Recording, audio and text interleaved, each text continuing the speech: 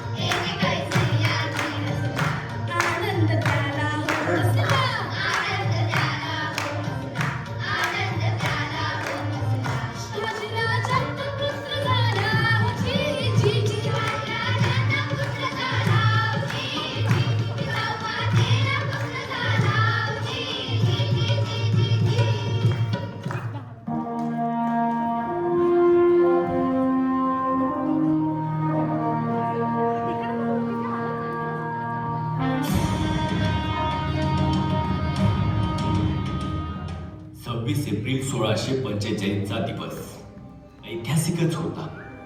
परकीयांच्या गुलामगिरीत भरडल्या जाणाऱ्या महाराष्ट्र भूमीत एका नव्या स्वप्नांचा जन्म झाला. तो दिवस सह्याद्रीच्या कुशीत आपल्या मातेकडून पराक्रम, शौर्य, संयमाचे धडे गिरवत एका बालमनाने आपल्या सवंगड्यांसोबत एका नव्या इतिहासाचा पाया रचला. तो दिवस हालू नको. काळाच्या भाळावर अभिमानाने मुद्रित झालेला तो एक प्रसंग.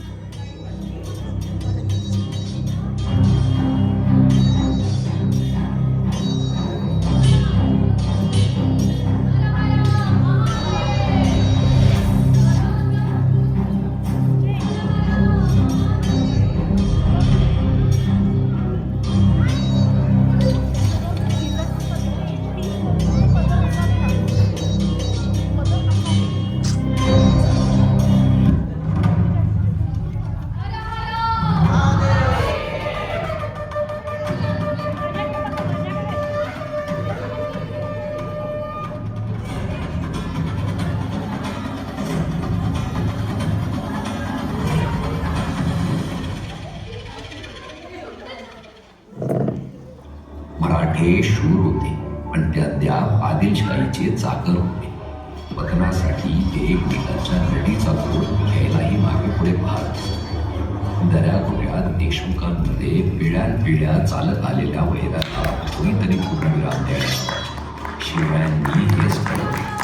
स्वराज्यासाठी ही सर्व भांडणं थांबवायची. ते स्वतः खेड्यापाड्यात जाऊ लागले. गावातील देशमुखांची मनं जिंकू लागली. जिजाऊंनी शिवरायांच्या नावाने एक नवीन राजमुद्रा तयार करून घेतली. ती अष्टकोनी होती आणि तिच्यावर कोरलेले शब्द लढो स्वराज्याच्या भवितव्याचं भाकीत होतं.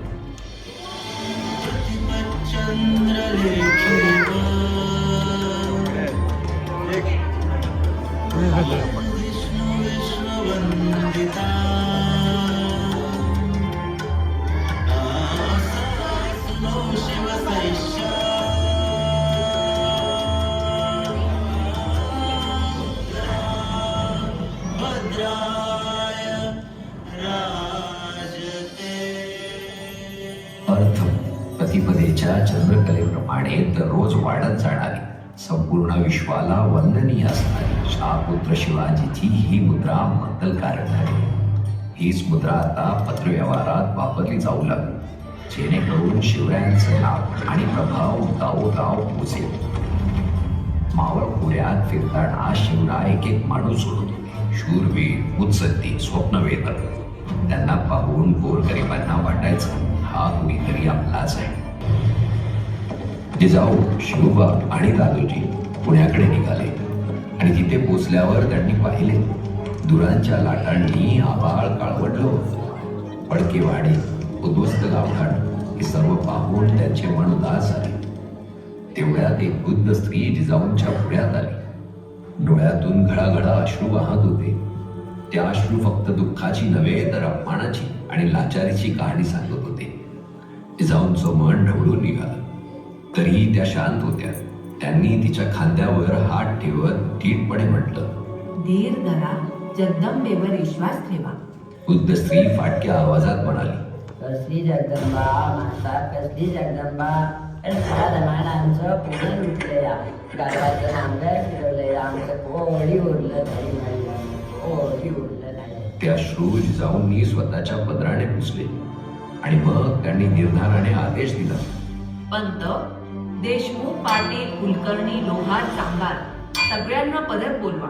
त्यांना सांगा, शहाजीराजांचे सुपुत्र शिवाजीराजे स्वतः पुण्यात आले आहेत. त्यांच्या ज्या काही फिर्यादी असतील त्या आम्ही जातीने सोडू. विघ्न व्हावे दूर म्हणून बाप्पा विराजला, मंदिराजवळी लाल माल बांधिला. विघ्न व्हावे दूर म्हणून बाप्पा विराजला, मंदिराजवळी लाल माल बांधिला. भर उन्हात मोठ्या जल्लोषात सोन्याचा नांगर चालविला, सोन्याचा नांगर चालविला, सोन्याचा नांगर चालविला. रयतेचा हा केला देवधावनी आला, रयतेचा हा केला देवधावनी आला.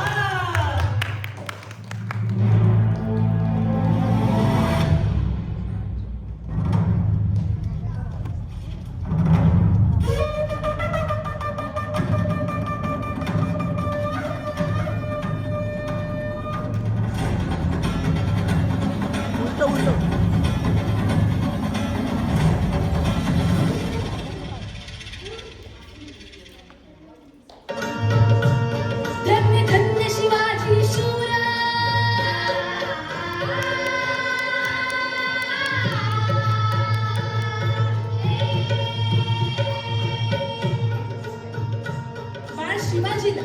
बाळ शिवाजीला माता जिजाऊंनी परिस्थितीची जाणीव करून दिली. रामायण, महाभारत अशा थोर पुरुषांच्या कथा ऐकवल्या, त्यांच्यावर संस्कार केले व त्यांना युद्धशास्त्रात पारंगतही केले.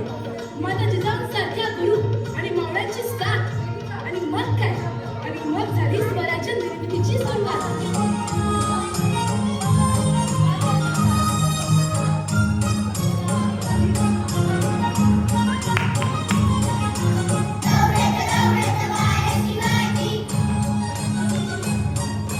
Dowretta,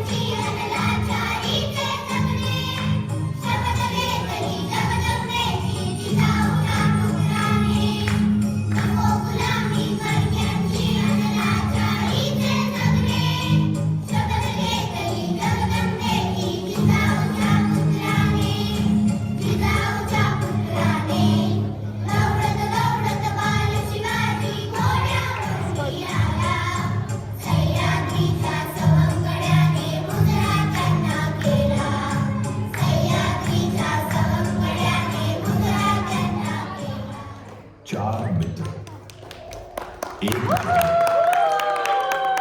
आणि रक्ताने लिहिलेली एक शपथ. वयोवर्ष 15. समोर 300 वर्षांच्या 3 महाकाय संतती. हे वेडेपण नव्हतं. हे गणिमी काव्याचं पहिलं गणित होतं.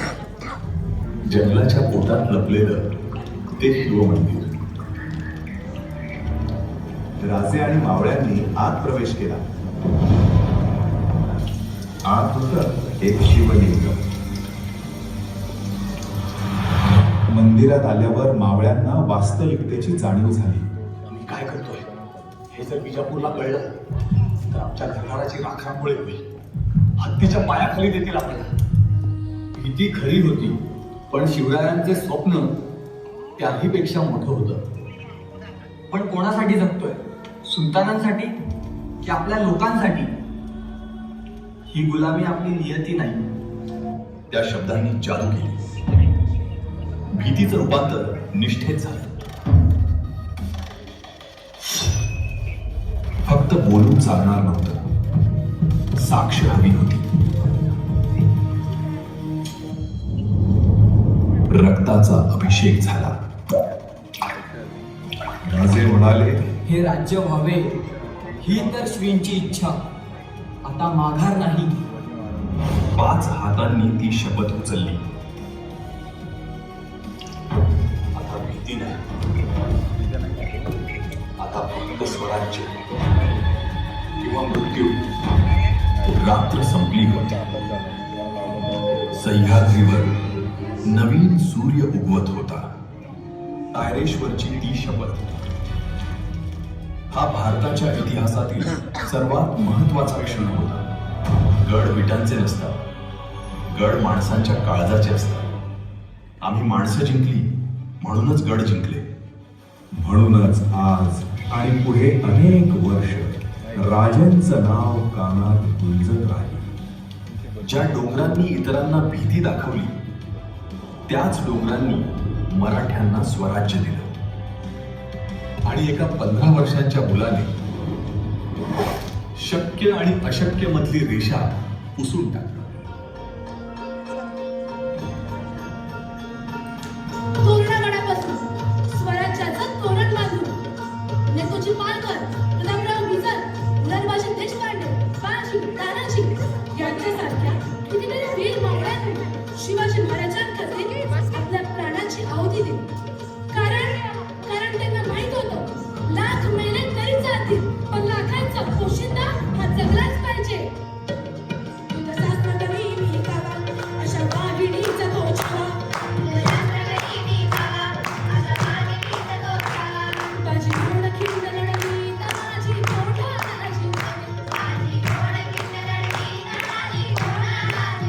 शिवाजी अफजल खान गुलामी, शाहिस्ते खानाला पळवी.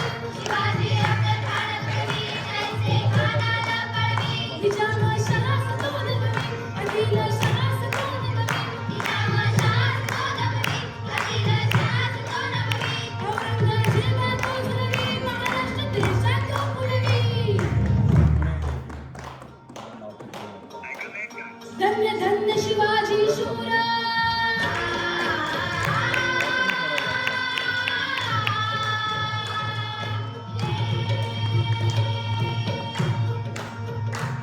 धन्य धन्य शिवाजी शूर, धन्य धन्य शिवाजी शूर, धन्य धन्य शिवाजी शूर. पराक्रमी थोर केले चरचरा, बाजूनी पाणी दुष्ट विनाश.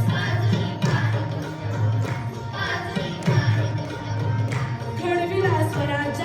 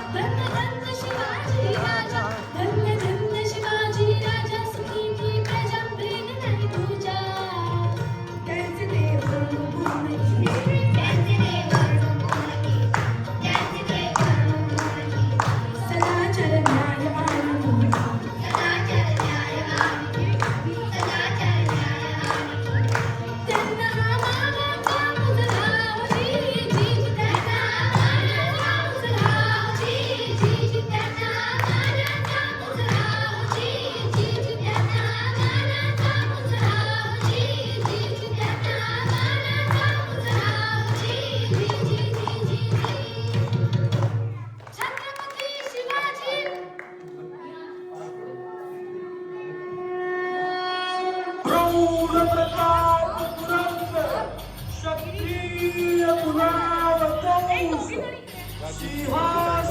सिंहासनाधीश्वर महाराज विराज योगीराज श्रीमंत श्री शिवछत्रपती शिवाजी महाराज की जय.